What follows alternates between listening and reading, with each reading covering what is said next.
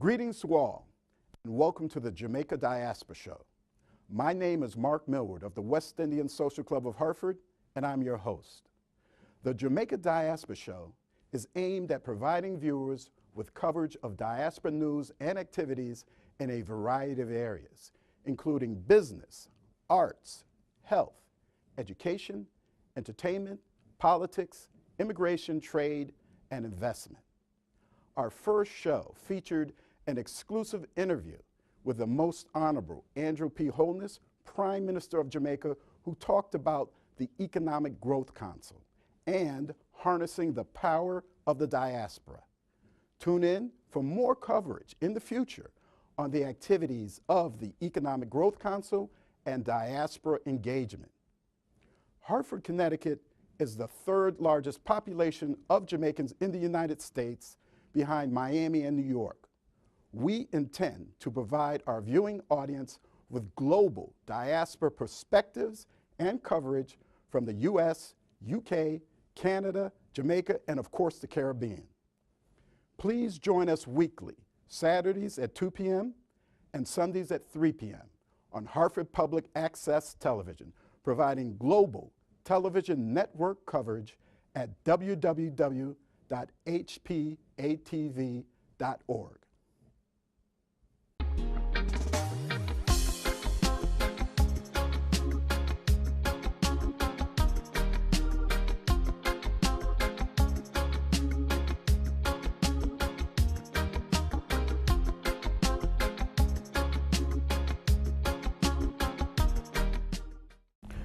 Greetings. I'd like to welcome today my special guest, Mr. Richard Gordon, Esquire, President of the West Indian Social Club of Hartford, the premier and largest Caribbean organization in the United States and founded by Jamaican immigrant farm workers in 1950. Welcome to the Jamaica Diaspora Show, Mr. Gordon. And I want to say congratulations on your election as the second time West Indian Social Club president. You were previously president in 2010 through 2011. Okay. Now, before we begin to talk about the organization, the West Indian Social Club, that you're leading now for the second time, as I said before, can you tell our viewers about your background and growing up and where you were born and educated? Okay. I was born in a little place or hamlet called Crossroads, St. Elizabeth, Jamaica. My family migrated from there to Kingston, the big city, when I was only 3 years old. I essentially lived in Kingston until I immigrated to the United States at age 18 plus. So all my education, elementary, high school occurred in Kingston. I'm a proud Jamaica College graduate. Jamaica College? That's right. What is that on Old Hope Road or is it Hope Road? That's correct. Okay. All right. Now, so your education in Kingston, and then your further education when did you arrive actually in I in the came States? in the United States in August 1976, and I immediately enrolled at the University of Connecticut. Oh, okay. Stayed there briefly, felt a little culture shock because of the size of the place, and so I transferred to the University of Hartford. Okay. Where I graduated in, well, there are two stints. I left school prematurely around 1982, and then went back and finished the 3 courses I had left to complete my degree. Now, what was your undergraduate degree in? My major was economics, political science, and philosophy. I was running out of money, and realized that I could not complete all 3, so ultimately my degree was in economics with minors in philosophy and political science. So at that time, so what were your aspirations when you you just liked the subject matter, or? What were you thinking in terms of a career then? You mean legal? Well, no. Before you, because was it your intent to go into the legal profession at that time? That's an interesting question. To the extent that at my graduation party from law school, one of my older sisters, at least my sister who presented me at the party, retorted that when I was about 6 years old, she said, "Richard, what do you want to be when you grow up?" I said, "A bus driver." And she laughed at me. And I don't blame her for that. 6 years old, even then I was offended. So she said, "Why don't you become a barrister?" And I said, "What's that?" And she told me, and I said, "Okay, that's what I'll be." Later on, I'd say about 30 years later, I ran into an old neighbor of mine, a gentleman, and he reminded me that when he asked me when I was 10 years old, what are you going to be when you grow up? I said, "A barrister." And here I am. Okay. Well, I just want to say, I chuckled at bus driver, but my mother was a bus driver. So I just want to say that I not have nothing against casting no aspersions on bus drivers. So I guess that kind of stuck in your mind. You became an attorney. Now, how long have you been in practice as an attorney? About 19 years. I entered law school in around 1994, at the height of the O.J. Simpson trial, if you will. And, well, that's when the crime was allegedly committed. The trial, I believe, was 1995, right? And I got out, so to speak, in 1999. Yeah. So, can you tell us about the areas of your specialization? Absolutely. Currently, I'm a solo practitioner. I specialize in civil rights related matters, race discrimination, age discrimination, gender discrimination, sexual harassment, national origin discrimination, and the like. I have done quite a number of cases in criminal law, from murder all the way down to just regular strong-arm robbery, drug cases, and I do a lot of immigration matters. I am licensed in the state of New Jersey, and so I practice both in New Jersey and in Connecticut.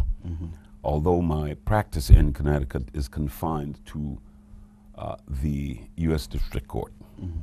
So you do a lot of traveling. Sometimes. Sometimes. Back and forth. Well, this is a question, because when I always see you as a very dapper guy, and I just had to throw this question in here. I'm sure that the female viewers would like to know, particularly, if you're married or single. Single, but attached, and attached. Okay, all right, I got that out of the way. Now, so I did take a look at your bio and everything, and noticed that your background, your legal profession, you've also been a vice president of finance for a marketing firm. You've been a director of human resources for a defense company. Can you talk about those experiences? Absolutely. Prior to law school, I worked in a marketing company called Marketing Plus. Very interesting company it was. It was a partnership. There are 5 of us, and essentially I was my 4 other partners were old friends. I was a newcomer, and things came down to the point where I was the one holding the group together because they were always at each other's throats. In any event, we had one client. I don't know if you recall the Pagusset Indian Nation from Bridgeport. Is it Pawcusset? Pawcusset, right. Okay. In fact, there was some controversy surrounding one of the brothers who was in a leadership position. He was accused by the state of Connecticut of selling cigarettes illegally. What year was this? This was about 1993. Okay. He was selling cigarettes out of a camper, I believe in Colchester or somewhere like that. And so the state police kind of shut him down. They had his compound on lockdown for, I guess, about 6 weeks. Well, that brother was, I guess, the second in command at the time of the Pawcusset Indian Nation. The Pawcusset Indian Nation wanted to acquire their federal recognition so they could start a, I guess, a casino like the Pequots and the Mohegans. In fact, another controversy arose during that time when a famous gentleman, or infamous, depending on your perspective, whose name is Donald Trump, testified at Congress and asked the committee that he appeared before, have you seen these Indians? To imply that they look like black folks to me. They don't look like Indians. Of course, he was lambasted by our then governor, Lowell Weicker, who called him or referred to him as, I believe, a douchebag. Yes, I think that's accurate. Yeah, so. But that was basically, excuse me, my stint with Marketing Plus. Prior to that, I worked as Director of Human Resources for a company called J.T. Slocum, which was located in South Glastonbury. They did a lot of work for Pratt & Whitney, GE, and countries like Israel, Israeli Air Force, Turkey, and the like. They had two specialties. One, they made micrometers, not the electronic type, but the mechanical type micrometers.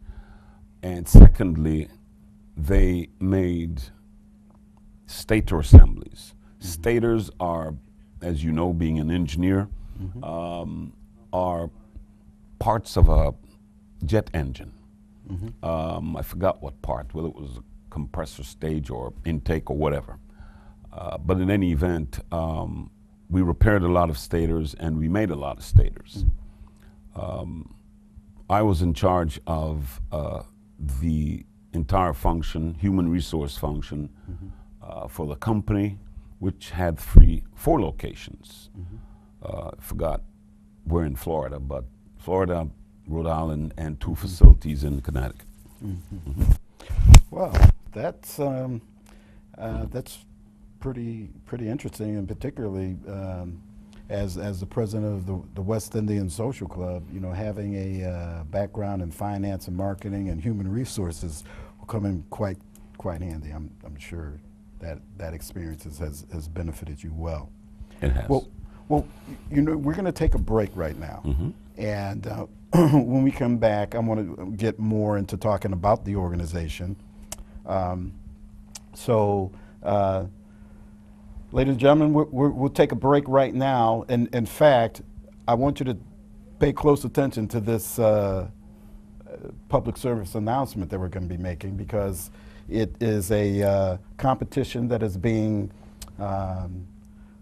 conducted in the United Kingdom, and it'll eventually be coming to the greater Hartford area, be coming to the United States. So please watch, we'll be right back.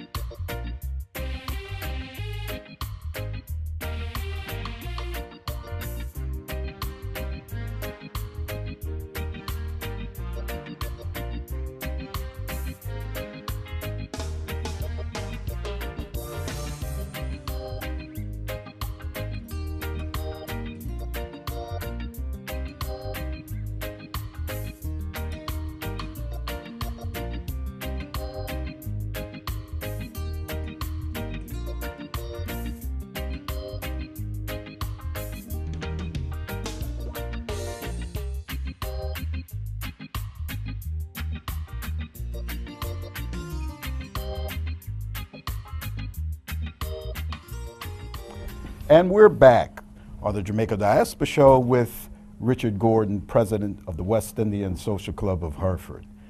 Now, the West Indian Social Club is the third oldest West Indian organization in the United States, having been found, yes, the third largest in the United States. How many members are there currently? It varies. Mm-hmm. I believe we have now between 120 and 150 members. I believe we're the largest West Indian organization in North America. We may be the third oldest right, surviving yes. right now. Yes, and that I can confirm because there's a book written by NAJASO, National Association of Jamaican and Supportive Organizations. We'll talk about that later. That does record that. Now you have been returned to office in January 2018. I did say congratulations, but I didn't. Congratulations. In fact, I had volunteered to be your campaign manager if you needed it. But have you had the opportunity yet to establish your committees? Well, some of the committees in the organization are standing committees, which means that whether I want to change them or not, well, I can't change them. They're always there. Judiciary Committee, House Committee, Business Committee. They will always be there. They're in fact written in the Constitution and bylaws of the organization. Now, whether or not, I have not been able to appoint heads of all of the committees in the organization, but that will occur within the next 2 weeks. Okay. So what chairs have you appointed to date? To date, Judiciary is set. I believe the Business Committee is set. The Education Committee is set. And our trustee board, I'm still negotiating with someone to take the lead there. There are some committees in my mind which take priority over others to the extent that they're very important to the day-to-day functioning of the organization, like the trustee board, for example. Trustee board essentially oversees or is in charge of all property owned by the organization. I tend to give a very expansive definition to all property. Some have basically confined that definition to the physical property of the organization, the building. In my mind, it's not. It's also the other assets that the club has, like funds that it derives from fundraising efforts, and that kind of thing. Now, I have a question about your immediate short-term goals for the organization. Can you talk about that? Absolutely. Now, that's an important question to me, to the extent that the West Indian Social Club has a foundation called the West Indian Foundation. I believe the West Indian Foundation was founded by the West Indian Social Club in or around 1978. The foundation, at least the organization's leadership at the time, envisioned that the foundation would be like an extension of the club, so to speak, which would reach out to the community and provide scholarship monies and the like. Its role has expanded over the years, but I brought that up to say this. The West Indian Social Club's, shall I say, financial viability has been threatened a number of times. Our finances, like many businesses, are cyclical. Goes like that. And so in years when we experience downturns, taxes, property taxes to be exact, is a major concern. There is a view in the organization, and I am a proponent of it, if you will, that holds that the organization should sell the property to the foundation. Mm-hmm. A lot of other groups do that, Mm-hmm. And then we can turn around and maybe purchase it for $1 Mm-hmm. or $100. Mm-hmm. What's the advantage of doing that? The advantage is that a lot of our tax liability will disappear Mm-hmm. because we would no longer own the building. It would Mhm. be owned by a nonprofit entity, the Mhm. foundation. Mm. Yes. Simple, Mm-hmm. perfectly legal. Mm-hmm. So that seems a pretty good idea. Okay. Now, so let me ask you about some of the long-term goals and some of the challenges you see ahead. Long-term goals. I like to see the West Indian Social Club as the center of West Indian activities in the state. Mm-hmm. I know that some of our sister organizations in other places like Bridgeport and New Haven, they look to us for leadership in many things. If you look around the city of Hartford, there are a number of other sister organizations like the Sportsman's Athletic Club, the Caribbean American Society, and the like. All of them at some point in time were members of the West Indian Social Club, and they left and formed their own. Mm-hmm. Now, given the fact that we are the preeminent organization in the city, it's important that we remain viable. Mm-hmm. I think it's important not just for our sake, but also for the community's sake. Mm-hmm. And so our continued existence is directly tied to our financial well-being. Mm-hmm. So one of my goals this year is to reestablish the financial viability of the organization, Mm-hmm. because it will basically ensure the organization's continuity long after we're gone from here. Mm-hmm. Yeah. So my next question, you've answered some of it in your comments just now, but you know, it centers around the services that the West Indian Social Club has provided to the greater Hartford community, and I'm talking in particular to the services that have impacted, you know, not just the West Indian community, but the entire community that includes the African American community as well. So. Well, one case in point is the West Indian Social Club Scholarship Pageant. Mm-hmm. That pageant was first introduced to the community in 1962. Mm-hmm. It kind of mirrored the Jamaican independence. And essentially, since 1962, I forgot how many years that is, that's what, 56 years, the West Indian Social Club has provided scholarship monies for college-bound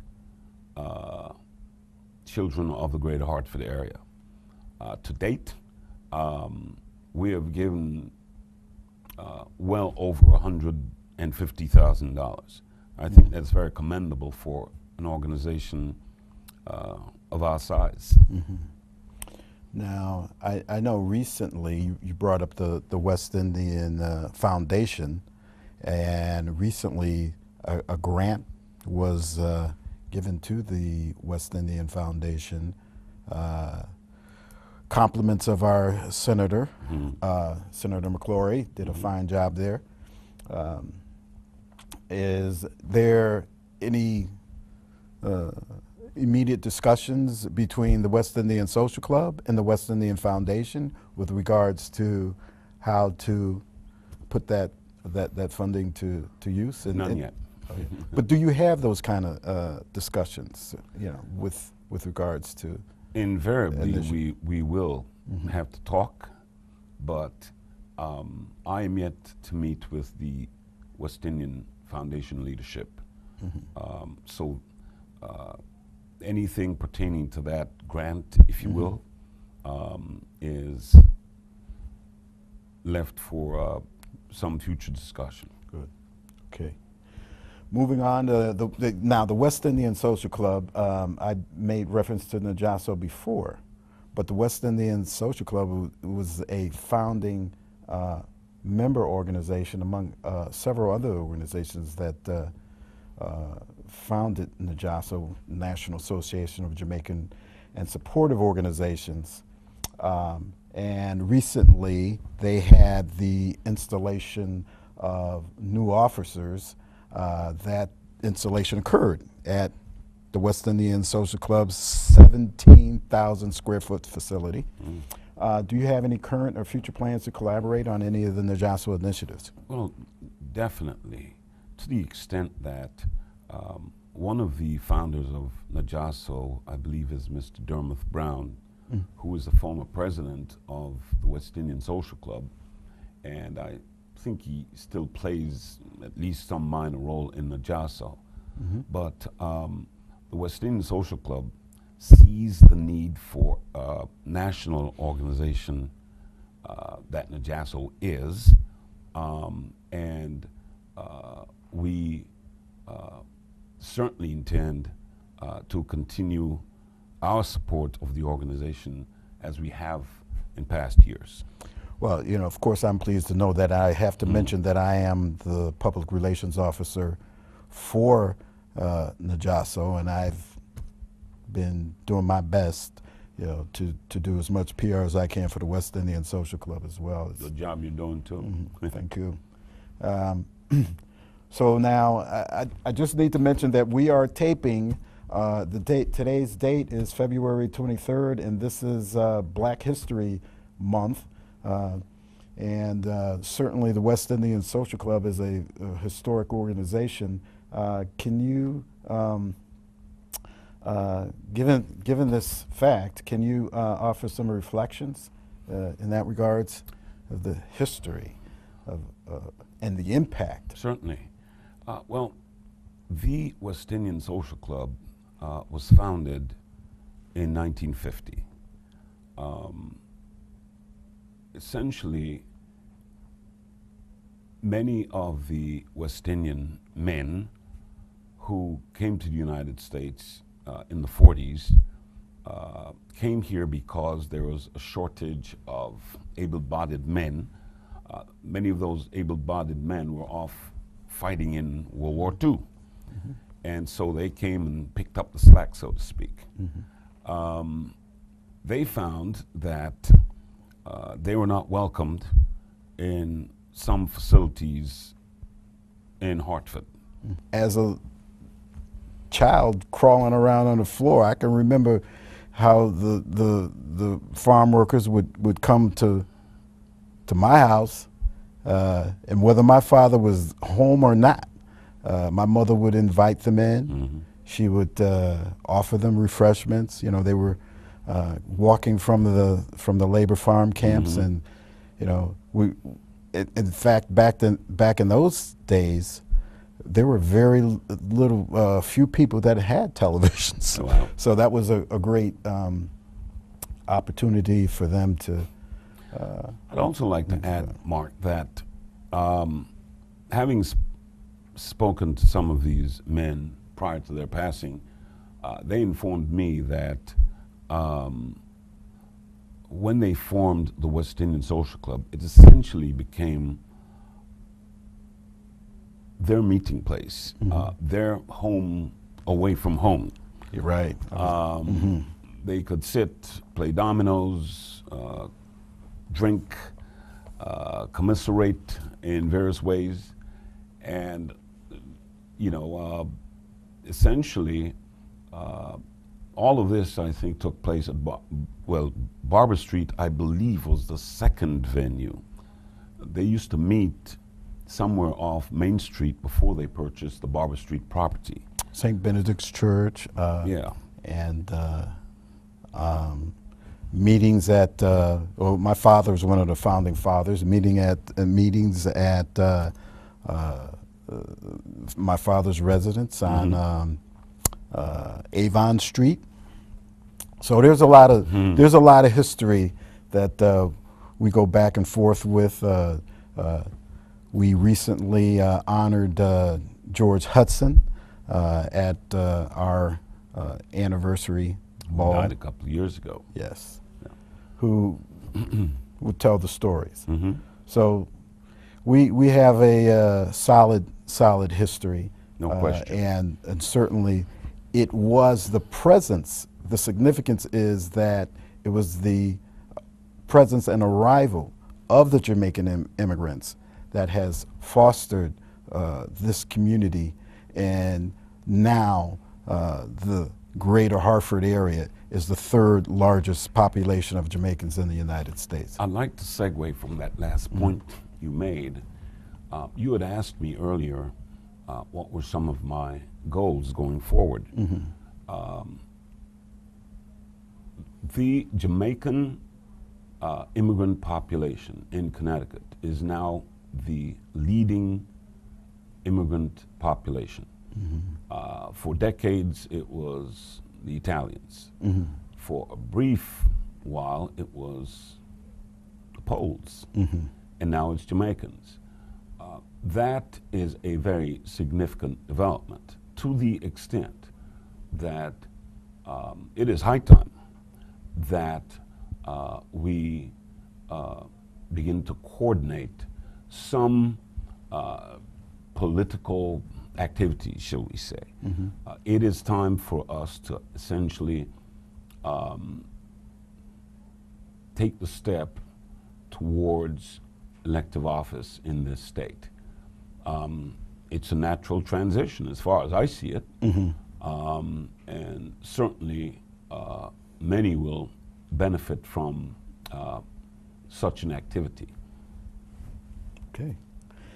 Now, I have a question relative to the support that you're seeking from the community, because the West Indian Social Club has not only given so much in terms of its services, but the organization has and needs to look to the community for support. So in that regards, what would you want to comment on?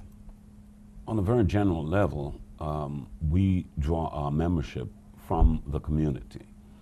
On another level, and given the fact that we are the preeminent West Indian organization in the state, we are expected to provide leadership with respect to issues that affect us, and of course some that doesn't affect us.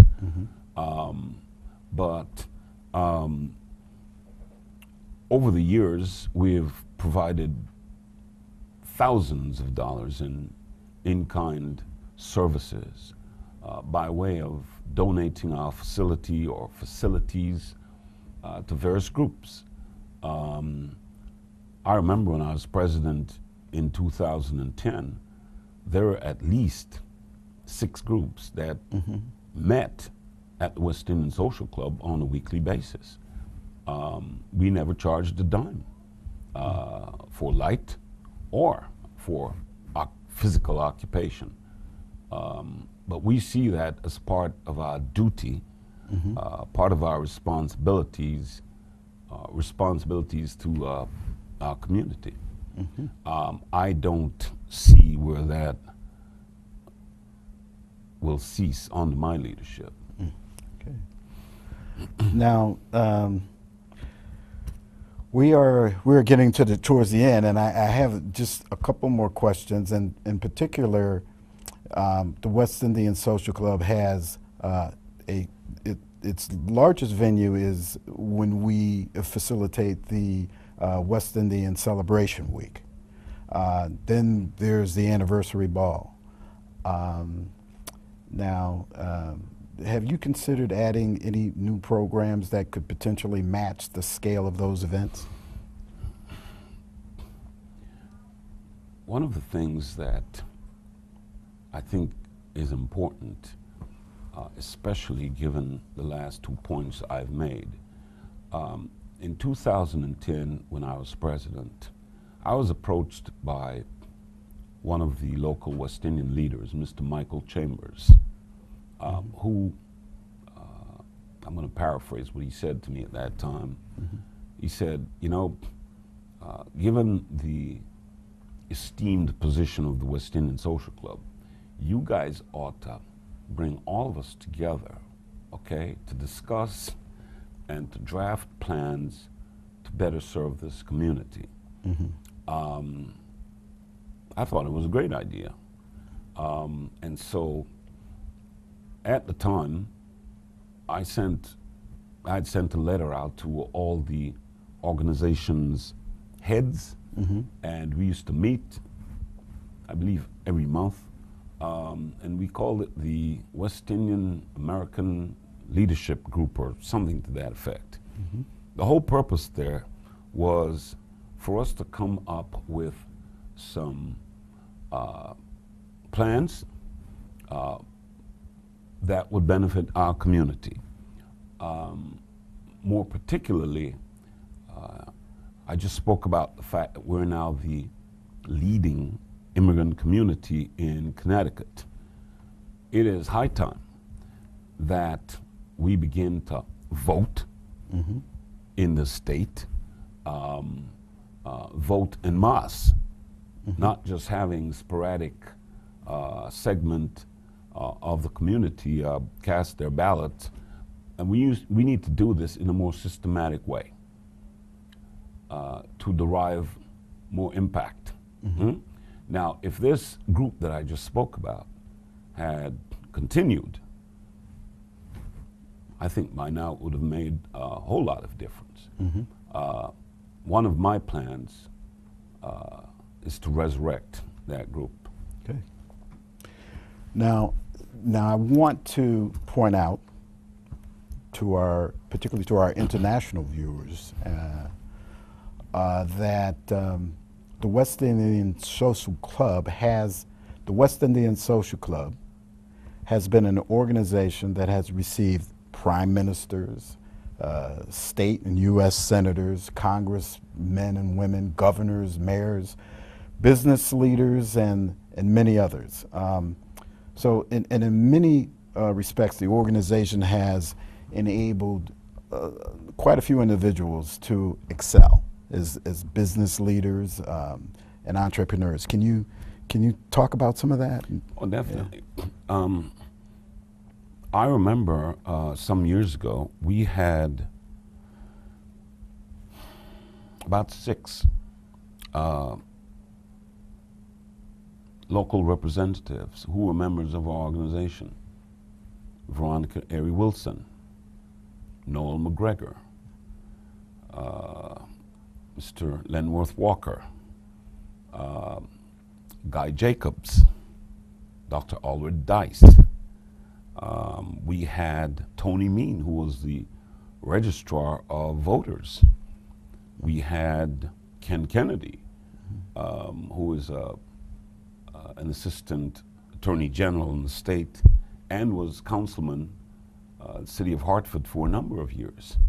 Can you talk about what some of the previous names that you have mentioned, what their accomplishments were, such as Veronica Aries Williams? She was the first female president of the once all-male membership organization. Absolutely. West Indian Social Club is proud of the fact that in and around 1978, it finally admitted women. For years, the organization was an all-male organization, but in 1978, I believe they voted to include women.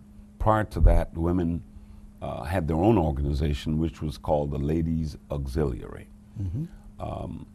Veronica Air Wilson subsequently became the first female president, I believe, in 1988, around there somewhere. And she has since been succeeded by about 6 female presidents. In fact, the immediate past president, Ms. Doreen Forrest, is a female. And I can proudly say that the women in the organization has contributed mightily to the growth and continued viability of the organization. Certainly. Yeah. Yes. Amen to that. Now, I'm going to close with about I want to make that reference back to the fact of you being a human resources director and the vice president of finance, as well as your legal abilities. Again, you know, I got to reiterate that you are ideally suited, to lead this. Now, what is your vision? I know you spoke to this in other areas, but overall, what is your and I think you did cover some important aspects of your direction. So your vision for growth and expansion for the organization. How do you see ways in which the organization can expand its membership and in the areas that we need our support? The organization is always open to interested parties. We are looking all the time to include, not exclude. So anyone who has an interest or share our goals is welcome to come to our organization, fill out an application, and we'll take a look at you to see if there's some mutuality, shall we say, of interests going forward. But we're always looking for members. We're looking for people who can take the organization to the next step or steps. An organization that does not grow eventually dies. I suppose one of my purpose as president is to help the organization move from its current position and move forward. So definitely we need members, good folks.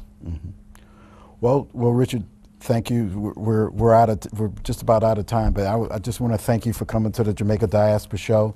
It's been a great pleasure for me to have you and to speak with you and to find out your thoughts and your ideas for leading the organization. Thank you very much. Glad to be here. And I'm very pleased to have had this opportunity. Okay, Mark. Ladies and gentlemen, that's it for the Jamaica Diaspora Show. We'll be back next week with more programming on Hartford Public Access Television. See you then.